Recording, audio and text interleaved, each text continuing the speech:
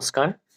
দশমমান শ্ৰেণীৰ ছাত্ৰ ছাত্ৰীসকলৰ সহায়ক হোৱাকৈ ইংৰাজী বিষয়ৰ পাঠ্যপুথিৰ প্ৰথম যিটো পাঠ এ লেটাৰ টু গড, ভগৱানলৈ এখন চিঠি, এই পাঠটো ছন্দবদ্ধ তথা কবিতা আকাৰে ছাত্ৰ ছাত্ৰীসকলৰ আগত উপস্থাপন কৰিব বিচাৰিছোঁ। আশা কৰিছোঁ ছাত্ৰ ছাত্ৰীসকলে কিছু পৰিমাণে হ'লেও সুখী হ'ব পাৰিব। ভগৱানলৈ এখন চিঠি। সম্পূৰ্ণ উপত্যকাটোৰ এটা মাত্ৰ ঘৰ আছিল চাপৰ পাহাৰখন অতি শিখৰ। পকি থকা মাকৈ খেতিডৰা অতি মনোহৰ, চাই আছিল ব্যক্তি এজনে মনত আনন্দ লহৰ। প্ৰয়োজন আছিল এজাক বৰষুণ ধাৰাসাৰে, নহ'লেও নাই কিন্তু লাগে কিনকিনীয়া ভাৱে।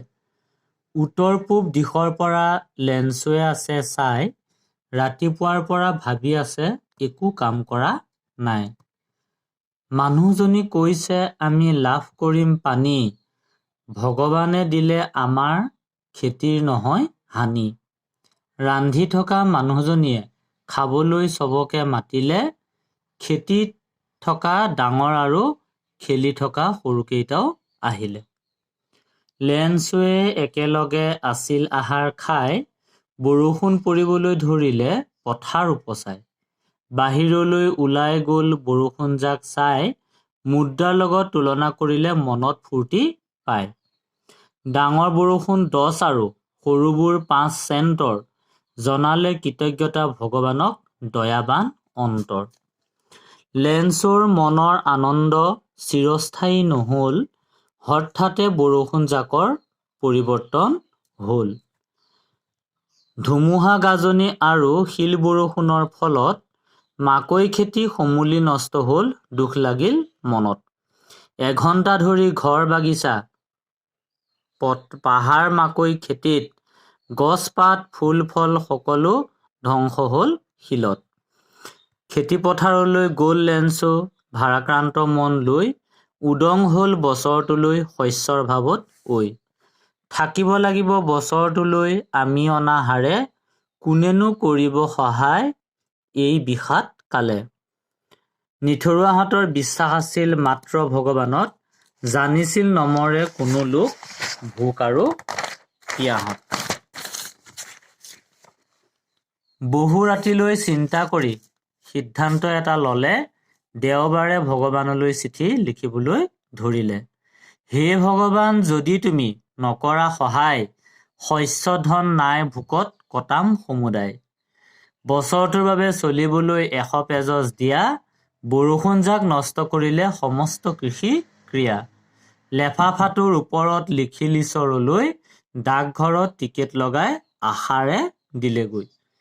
শকত-আৱত ডাকোৱালজন আছিল খোলা অন্তৰ, সিদ্ধান্ত কৰিলে দিব লেঞ্চৰ চিঠিখনৰ উত্তৰ। বন্ধু সতীৰ্থ কৰ্মচাৰী আৰু নিজ সঞ্চিত ধনেৰে, গোটালে কিছু ধন পৰম আনন্দ মনেৰে।